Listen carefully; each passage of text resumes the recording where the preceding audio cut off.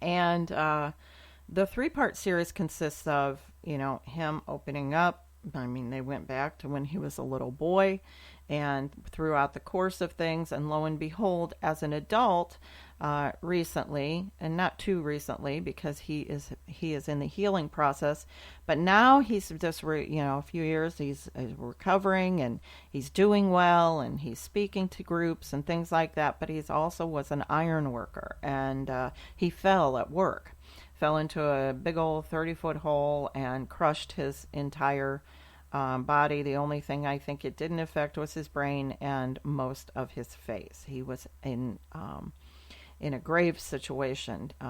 It was very, very serious.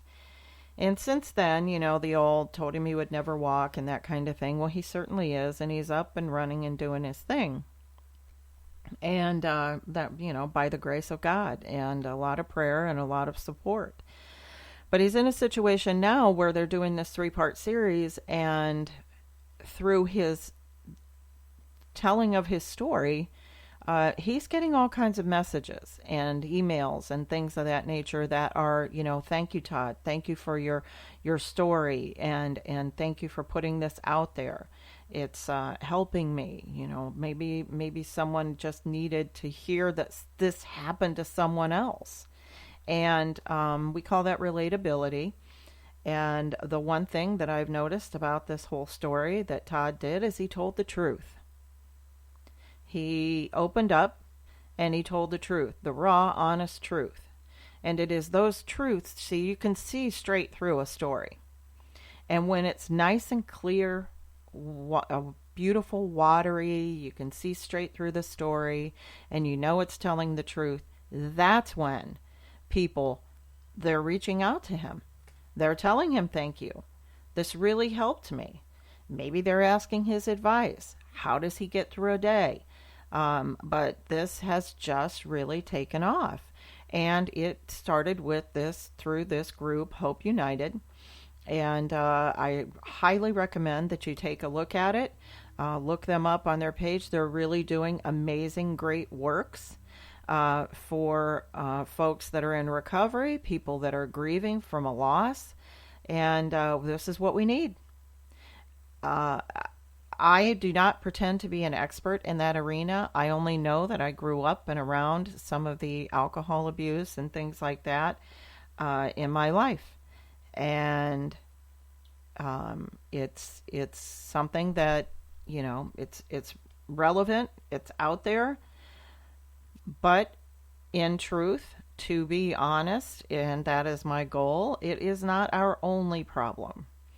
So people are reaching out to Todd, whether it might be that problem or another situation, but he's getting a lot of feedback because of this article. So it's a very moving article. And again, it's a three-part series, and it talks about his life, and it's quite amazing. And I highly recommend that you take a look at it and see if it helps inspire you. Maybe there's someone in your family that needs help. Maybe you need help. But give it a go. Take a look at it. Todd will be back with us next Tuesday, and we can talk more about it. I do believe part 3 comes out today, and it will be of good interest and the writer is amazing, and it's very well written and great storytelling as well. So again, guys, take a look, see about those truths. I'll tell you, when you do it, when you walk through it, and it doesn't matter anymore, the arms are down at the side, and you just say, okay, God, here we go, this is who I am. And those truths can actually help you look at some of the things that maybe you could change or maybe you could alter to make yourself better or for the world. People are always, there is this era of self-help, and there's self-help magazines and all this stuff, and work out, do this, take care of yourself, eat right, all of those things. And then it was so big, it got a backlash, and everybody started making fun of it. And to the bullies in the world that make fun of self-help, positivity, positive outbound activity, I like to call it, when you're pushing that out there, good things come in receipt.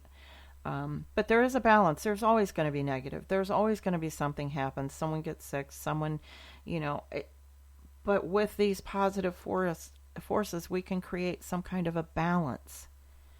We need a balance. We're a little off kilter. It's just easier to be negative. It's easier to, as I had mentioned about that sports figure, it's easier to be obnoxious to get attention and disgusting and repulsive.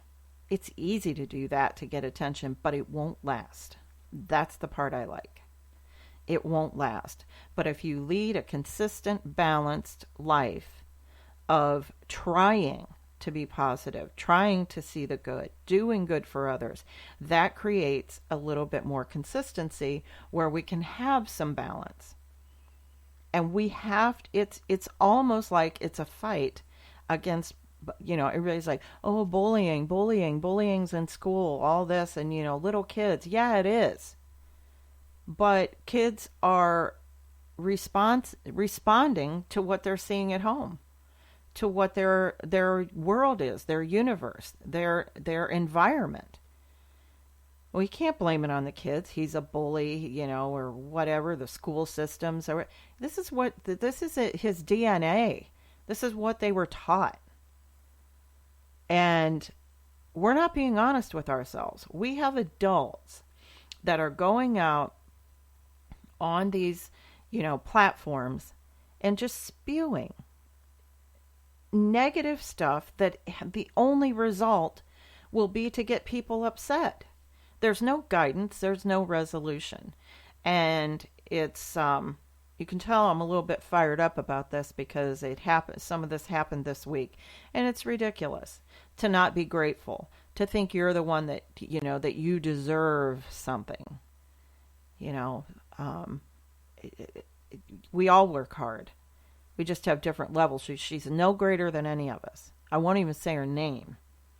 She's no greater. She needs to look in the mirror, in my opinion, and really see what's going on. So, hey, I'm not going to judge. I just can say, in my opinion, in my truthful opinion, I don't like the way she's stirring the pot, because she doesn't have resolve. And do something positive. She's out there calling out that people should, this is us, that we should be doing this now. Well, she is not. So I can't ask you guys to do something that I'm not doing. And she's getting glory for doing that. And a little frustrating because of the way that we're responding. So tell the truth. Look in the mirror. Do a little evaluation, take a little inventory, and, turn it into something good. The truth is going to hurt, but it'll also set you free. This is Bev. This is the Bev D Show. It is July 12th and Friday. This is your do-over day. This is just like the beginning of the week. You're setting yourself up for good things. If you're afraid to do something good, do it anyways. We call that courage. If you're lonely out there, and I mean this sincerely, thinking you're not loved, you are. We love you. Have a great day. Have a great weekend. Bye.